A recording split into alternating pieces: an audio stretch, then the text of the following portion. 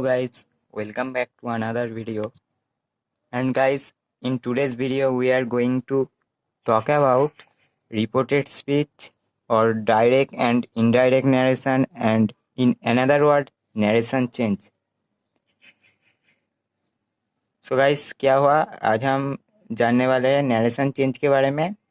और हम जानेंगे वो कैसे लिखा जाता है, किस तरीके से चेंज किया जाता है, ये सब फॉर्मूलाज के बारे में आज हम जानेंगे। तो चलिए आज का वीडियो शुरू करते हैं। सो गाइस, हम ये जो नरेशन चेंज कह रहे हैं, इसमें जो सेंटेंस लिखते हैं जिसका हम लोगों को चेंज करना पड़ता है उसे कहते हैं रिपोर्टेड स्पीच। ठीक है, जो एक स्पीच डायरेक्ट लिखा जाता है उसे कहते हैं रिपोर्टेड स्पीच, एंड और एक है रिपोर्टिंग वर्ब। रिपोर्टिंग वर्ब क्या है? रिपोर्टिंग वर्ब ये एक तरीके का वर्ब होता है जो ये सब वर्ड्स होते हैं कि सेड, टोल्ड, इस तरीके का।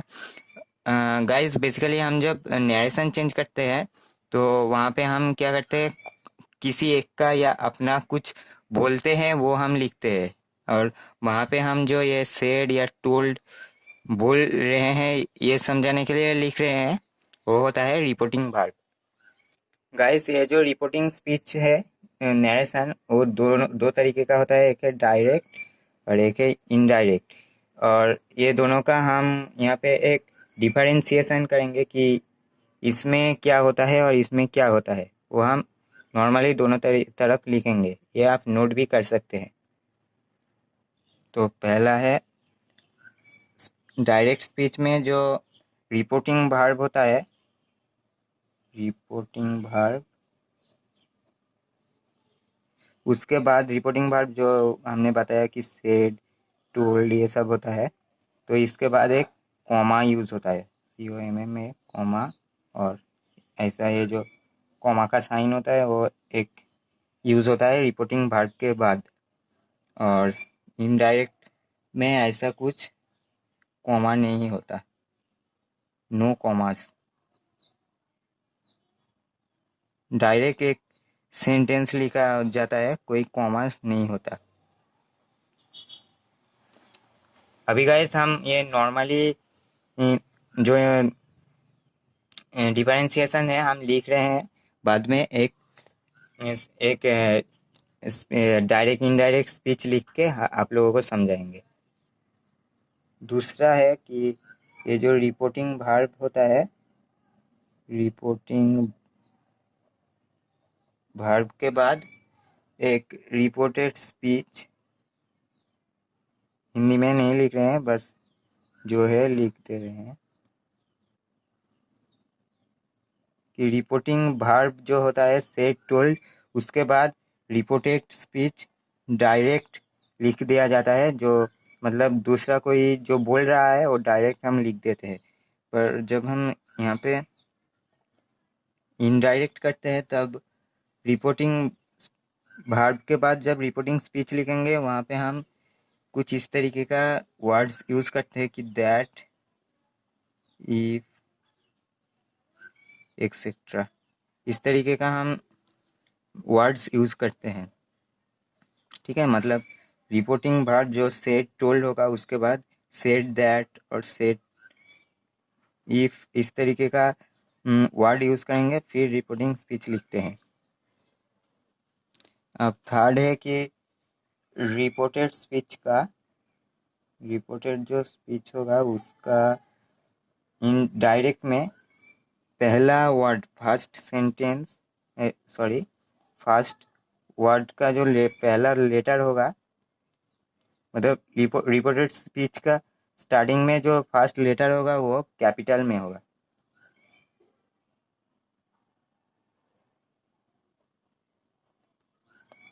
कि समवन सेड कह के हम जब रिपोर्टेड स्पीच लिखना शुरू करेंगे, कुछ भी लिखे पहला लेटर कैपिटल होगा। पर यहाँ पे वो नहीं होता, क्योंकि यहाँ पे हम एक ही सेंटेंस लिखते हैं, ये एक रिपोर्टेड वर्ब के पहले और रिपोर्टेड स्पीच दो अलग सेंटेंस होता है डायरेक्ट में, पर हम जब इनडायरेक्ट करते हैं वो एक ही सेंटेंस होता है। तो उसका पहला सेंटेंस के शुरुआत में ही जो लेटर होगा वो कैपिटल में होगा, बाद का पूरा नॉर्मल जैसे लिखते हैं होगा। यहाँ पे रिपोर्टेड डायरेक्ट स्पीच में रिपोर्टेड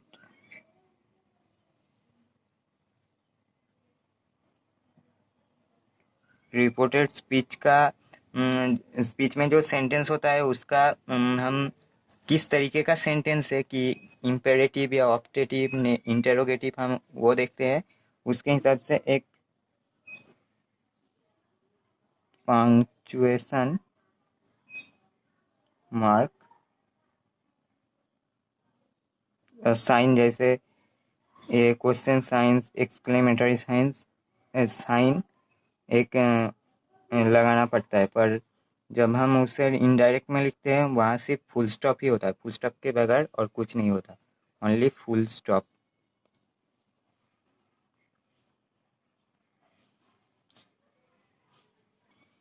तो गाइस ये था नरेशन चेंज में डायरेक्ट टू इनडायरेक्ट करने के बाद नोटिस किया गया हुआ कुछ डिफरेंसेस। अब हम इसको एक सेंटेंस की सेंटेंस लिख के देखेंगे कि वो उसको डायरेक्ट टू इनडायरेक्ट करके ये सारे डिफरेंसेस समझेंगे। तो पहले हम एक डायरेक्ट स्पीच लिखते हैं कि प्रिया सेड टू टीना। ये हो गया एक। इसके बाद हम रिपोर्टेड स्पीच लिखेंगे, ये रहा रिपोर्टिंग वर्ब। अब हम रिपोर्टेड स्पीच लिखेंगे जो इन्वर्टेड कॉमा के अंदर होगा, आई एम वेल।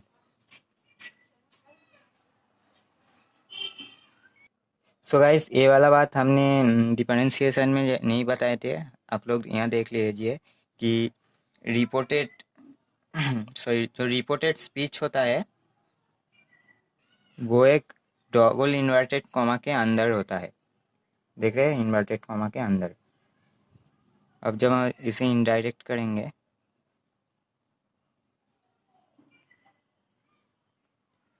तो होगा कि प्रिया टोल्ड, सेड टू जब रहेगा तो वो इनडायरेक्ट में टोल्ड हो जाएगा, टोल्ड टीना। यहाँ पे एक दैट यूज होगा जैसे हमने बताया था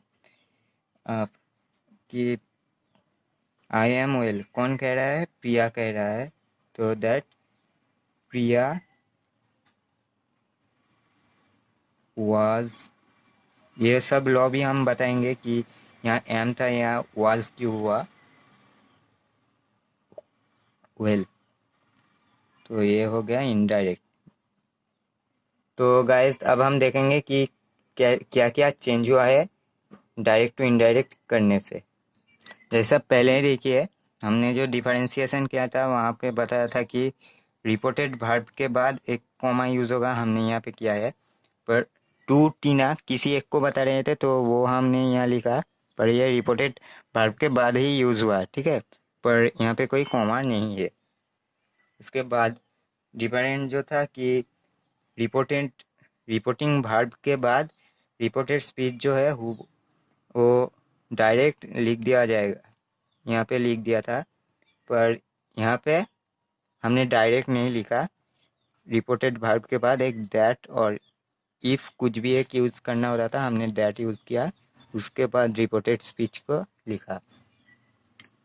नेक्स्ट डिफरेंशिएशन जो हमने अभी अभी कहा कि ये जो रिपोर्टेड स्पीच है इन्वर्टेड कॉमा के अंदर रहता है, पर यहाँ पे कोई इन्वर्टेड कॉमा नहीं रहता, वो डायरेक्ट पूरा एक सेंटेंस हो जाता है। और एक है कि रिपोर्टेड स्पीच डायरेक्ट लिखा जाता है पर वहाँ पे ग्रामेटिकल थोड़ा चेंजेस रहते हैं। कि देखिए यहाँ कह रहा है कि प्रिया सेड टू टीना, वो क्या कह रहा है, I am well, Priya is well नहीं लिखा गया, यहाँ लिखा गया आई एम। आई मतलब मैं, पर यहाँ पे आई मतलब प्रिया को समझा जा रहा है, ठीक है। पर इनडायरेक्ट में वो ग्रामेटिकल मिस ग्रामेटिकल चेंजेस नहीं रहता। यहाँ पे आप देखें, प्रिया टोल्ड टू टीना दैट, फिर से हमने प्रिया ही लिखा, हमने यहाँ पे आई या कुछ और यूज़ नहीं किया, डायरेक्ट उसका नाम ही लिखा है यहाँ पे, तो कोई चेंज नहीं हुआ ग्रामेटिकल। इसके बाद क्या कहा जा रहा है कि रिपोर्टेड वर्ब जो रिपोर्टेड स्पीच जो होता है उसका फर्स्ट लेटर कैपिटल होता है। देखिए हमने यहाँ पे कैपिटल लिखा, पर यहाँ पे हमने जब लिखा पूरा नॉर्मल सेंटेंस की वे ही लिखा और पहला वाला कैपिटल था, बाकी सब नॉर्मल लिखा, पर यह जो नाम था इसलिए हमने इसे कैपिटल किया, वरना पूरा स्मॉल लेटर में ही लिखा जाता, ठीक है। और एक जो यहाँ पे इस नरेशन में नहीं है कि अगर हम यहाँ पे आक्स होता कि प्रिया आक्स टू टीना, तो यहाँ पे एक हम क्वेश्चन मार्क लगाते थे कि क्या पूछ रहा है, वो हम यहाँ लिखते और यहाँ पे एक क्वेश्चन मार्क होता। पर जब हम उसे चेंज करेंगे पर तो वहाँ पे कोई क्वेश्चन नहीं होगा, वो हम अभी देखेंगे दूसरा एक एग्जाम्पल के साथ।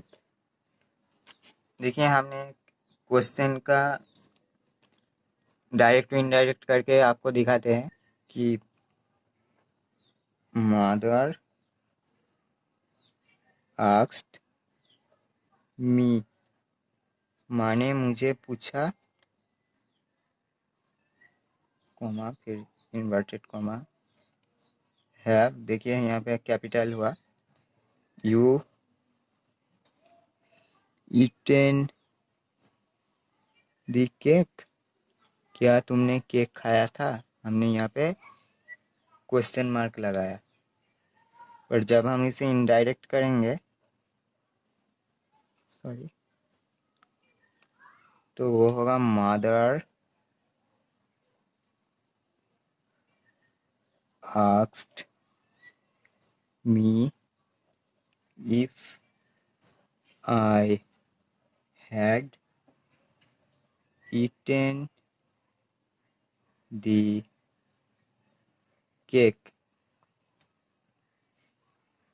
माँ ने पूछा मुझे कि क्या मैंने केक खाया। देखिए यहाँ पे हमने और क्वेश्चन मार्क नहीं दिया, फुल स्टॉप दिया, क्योंकि हम इनडायरेक्ट जब भी करेंगे तो वहाँ पे सिर्फ फुल स्टॉप ही होगा सेंटेंस के आखिर में, और कोई अदर साइंस नहीं होगा। और गाइस डायरेक्ट टू इनडायरेक्ट करने के बाद कहाँ दैट कहाँ इफ यूज़ होता है और यहाँ पे हैड क्यों यूज़ हुआ है, ये सब हम बाद में जानेंगे। अभी आपको बस एक क्वेश्चन मार्क की जगह जब फुल स्टॉप क्यों होता है और कैसे होता है वो दिखाने के लिए किया था। अभी हम धीरे धीरे ये सब जानेंगे। गाइस अगेन इस वीडियो में आप लोगों को मैं बता दूं कि अगर आप टेंस के बारे में नहीं जानते तो नरेशन चेंज में भी आपको प्रॉब्लम होगा। आपको टेंस को जानना बहुत ही इम्पोर्टेंट है, वॉइस चेंज नरेशन चेंज कुछ भी करे तो वहाँ वहाँ के लिए। तो गाइस अगर आप लोग टेंस नहीं जानते तो जाके हमारे चैनल में टेंस की वीडियो बनाया हुआ है, देख ले। तो हमारा जो वॉइस चेंज का प्लेलिस्ट बनाया हुआ है वहाँ पे ही पहला 2 लेक्चर टेंस के ऊपर बनाया हुआ था, तो वो जाके आप लोग देख सकते हैं। तो गाइस आज अब हम यहाँ जानेंगे कि अगर डायरेक्ट स्पीच में सेंटेंस एक टेंस में रहा तो इनडायरेक्ट में वो टेंस का किस तरीके का चेंज होगा उसके बारे में। तो सपोज कि डायरेक्ट में जो सेंटेंस है जो वो है सिंपल प्रेजेंट टेंस में है, और वो प्रेजेंट जो इंडिफिनाइट टेंस होता है वही है सिंपल प्रेजेंट टेंस इंडिफिनाइट। अगर सिंपल प्रेजेंट और या फिर प्रेजेंट इंडिफिनाइट दोनों एक ही है में रहा तो तब हम इनडायरेक्ट में होगा सिंपल पास्ट हो जाएगा या फिर पास्ट इंडिफिनाइट हो जाएगा।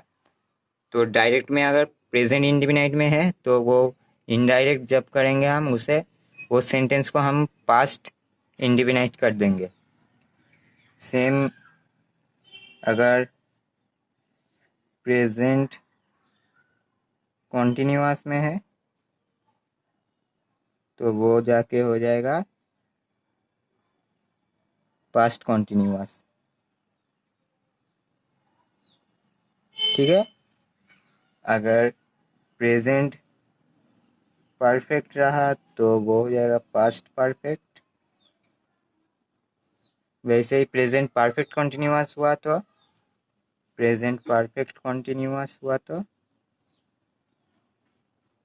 वो हो जाएगा पास्ट परफेक्ट कॉन्टिन्यूअस।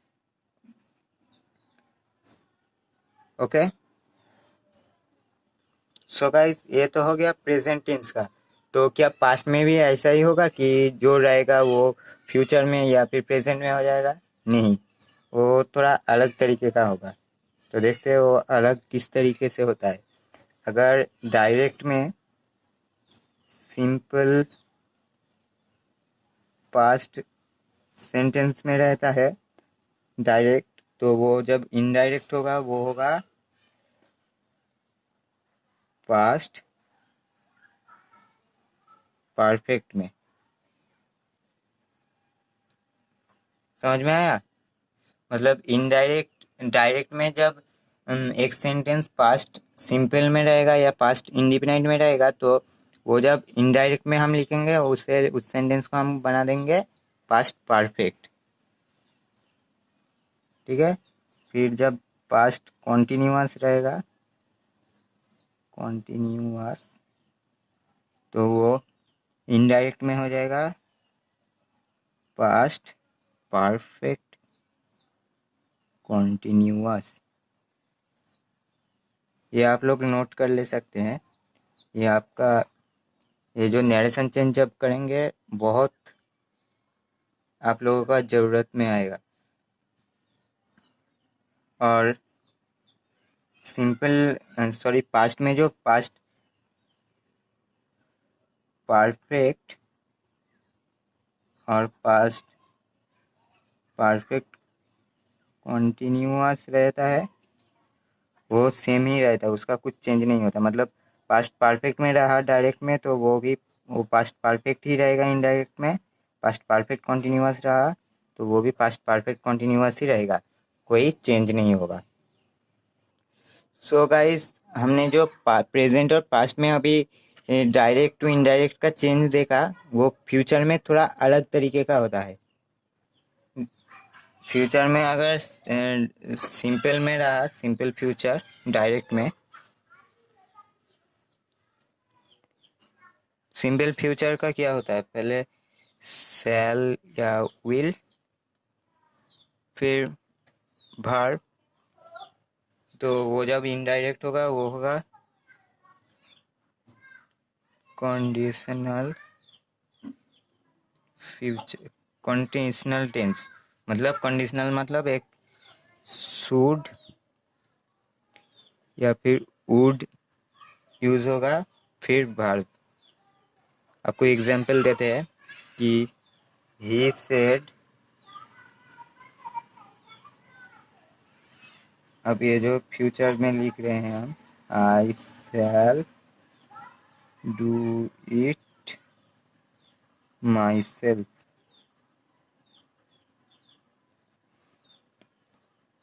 उसने कहा ये मैं खुद करूँगा। तो हम जब इसको इनडायरेक्ट करेंगे वो कंडीशनल हो जाएगा कि ही सेड दैट, आई जो था वो ही हो जाएगा, वुड डू इट हिमसेल्फ, वो एक खुद करेगा। उसने कहा कि वो एक खुद करेगा। यहाँ पे जो शैल विल होता है वो यहाँ पे वुड शुड इस तरीके का हो जाएगा। सिमिलरली जब हम फ्यूचर कॉन्टिन्यूअस करेंगे,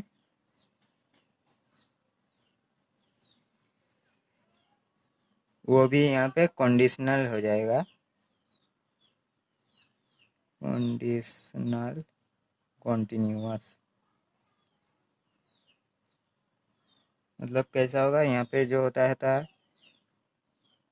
शैल या फिर विल के बाद एक बी, फिर वर्ब, फिर आईएनजी,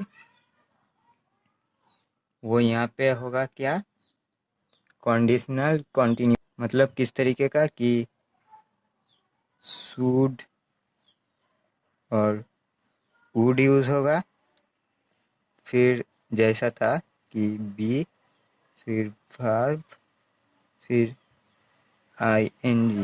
मतलब गाइस समझ में आ रहा, आप लोगों को शायद समझ में आ रहा है कि यहाँ जो शैल विल था यहाँ पे शुड वुड हो रहा है, बाकी सब सेम होगा। सिमिलरली जो फ्यूचर परफेक्ट होगा वो भी होगा कंडीशनल परफेक्ट। मतलब क्या है, यहाँ पे जो हम और लिख नहीं रहे हैं, यहाँ पे फ्यूचर परफेक्ट में होता है कि शैल हैव या फिर विल हैव, उसके बाद वर्ब का पास्ट पार्टिसिपल यहाँ पे होगा शुड हैव, वुड हैव, या उसके बाद वर्ब का past participle. So guys I hope आप लोगों को समझ में आया होगा। गाइस नरेशन चेंज में डायरेक्ट टू इनडायरेक्ट करते वक्त हम लोगों को बहुत सारी चीज़ों का चेंजेस करना पड़ता है। इस वीडियो में हम उसके बारे में ही ठीक से जानेंगे। तो गाइस वर्ब या फिर डिनोटिंग वर्ड्स जो जैसे time, place, manner, distance, directions, इस तरीके का चीज़ों का भी चेंज होता है। जैसे टाइम का देखिए, अगर डायरेक्ट में रहा टुडे, तो जब हम उसे इनडायरेक्ट में लिखेंगे तो होगा दैट डे। उसके बाद अगर टू नाइट रहा तो सिमिलरली दैट नाइट। उसके बाद अगर सपोज कि येस्टरडे है, येस्टरडे, तो होगा कि द प्रीवियस डे। और ये भी लिख सकते हैं कि the day before. Next tomorrow, sorry TOMO double RO W, tomorrow, तो होगा द नेक्स्ट डे। और फॉलोइंग डे। नेक्स्ट अगर नेक्स्ट वीक या ईयर हुआ कि नेक्स्ट ईयर और वीक लिखा हुआ है तो हम उसे करेंगे दी फॉलोइंग वीक और ईयर, सॉरी मतलब वीक वीक ही रहेगा, ईयर ईयर ही, यहाँ पे हमने चेंज कर दिया था। अगर रहा हेंस तो वो हो जाएगा देंस। हेंस मतलब यहाँ से, वो ये कारण से, तो देंस जब होगा तो वो हो जाएगा वहाँ से और उस कॉज से। और भी है,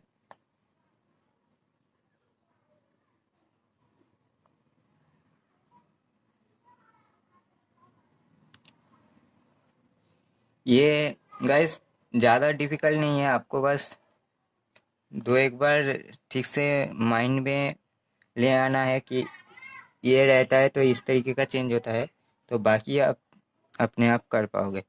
अगर सपोज कि एगो है, लॉन्ग डे एगो, ऐसे कुछ डायरेक्ट में है, तो जब इनडायरेक्ट होगा तो वो हो जाएगा बिफोर।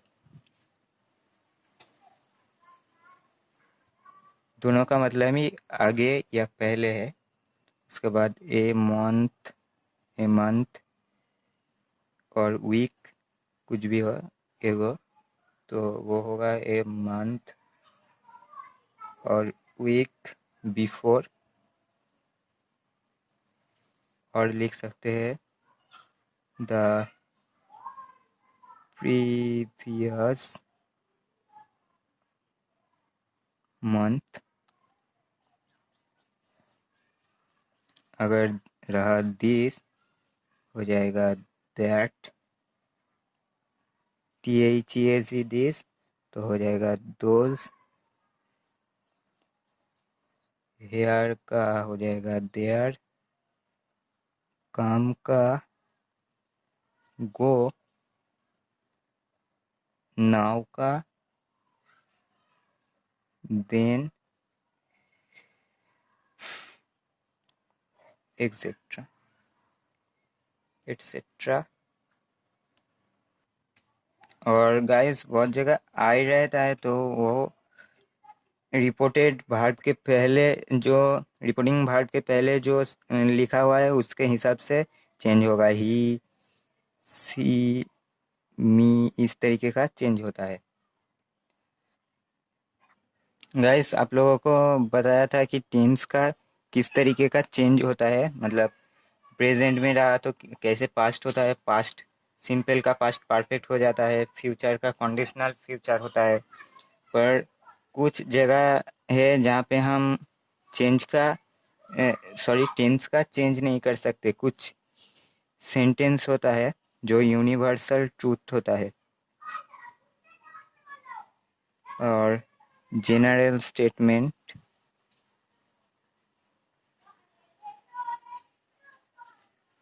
वहाँ पे हम वो जो सेंटेंस होता है उसका कुछ चेंज नहीं कर सकते।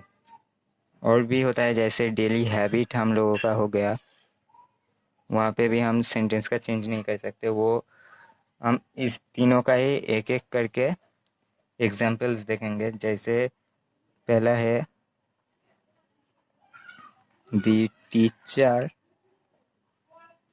सेड, टीचर ने कहा था, the earth moves round the sun, मतलब धरती सूरज के चारों तरफ घूमता है। ये एक यूनिवर्सल ट्रूथ है जिसको हम चाह के भी चेंज नहीं कर सकते, और इस सेंटेंस का भी हम कोई चेंज नहीं कर सकते। यहाँ पे ये है प्रेजेंट इंडिफिनाइट में, तो लॉ के वाइज ये हो जाना चाहिए था पास्ट इंडिफिनाइट, मतलब अर्थ was moved, sorry earth earth moved हो जाना चाहिए था, पर यहाँ पे वो नहीं होगा। ये जैसा था वैसा ही हो जाएगा क्योंकि ये यूनिवर्सल ट्रूथ है।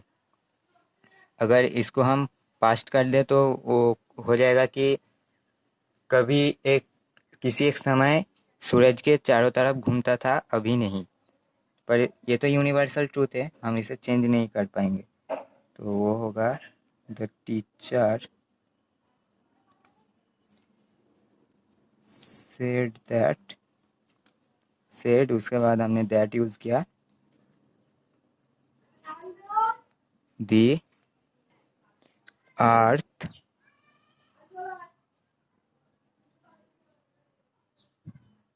Moves round the sun. और गाइस जहाँ पे हम चेंज नहीं कर सकते तो वहाँ पे जो है बस एक दैट और इफ के द्वारा लिख देंगे।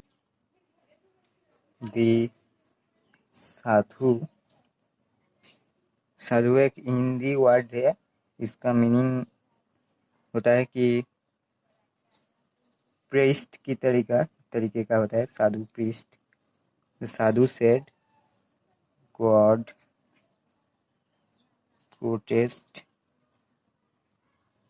Protects all. गाइस नोटिस कि ये भी प्रेजेंट इंडिफिनाइट में है और हम ये पास्ट नहीं कर सकते कि गॉड हमें प्रोटेक्ट करता था, हमेशा करता है। ये एक जनरल स्टेटमेंट है हुआ।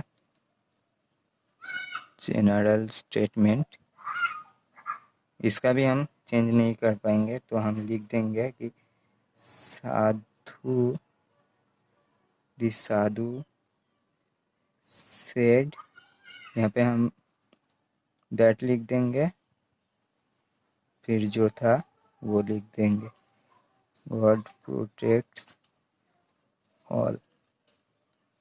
और एक हैबिट का हम देख लेते हैं, he said I take bath in the Ganga every day। उसने कहा कि मैं हर रोज गंगा में नहाता हूँ। He said that, ये जो आई था बस इसका चेंज हो जाएगा ही टेक का टेक्स, क्योंकि ये थर्ड पर्सन में हो गया, ये फर्स्ट पर्सन में था। ही टेक्स, बाकी का जैसा था वैसा ही हो जाएगा, bath in the Ganga every day. Okay, so guys ये था हमारा आज का वीडियो। तो गाइस इस वीडियो में हमने आज ज़्यादा कुछ एग्जाम्पल्स नहीं किए, बस कुछ लॉस के बारे में जाना था कि किस तरीके से वो इनपुट होते हैं यहाँ पे डायरेक्ट टू इनडायरेक्ट करने में। तो गाइस नेक्स्ट वीडियो में हम नरेशन चेंज के बहुत सारे एग्जाम्पल्स ट्राई करेंगे और भी कुछ लॉज के बारे में जानेंगे, और जल्दी लौटेंगे भी नेक्स्ट वीडियो के साथ। तब तक के लिए बाय।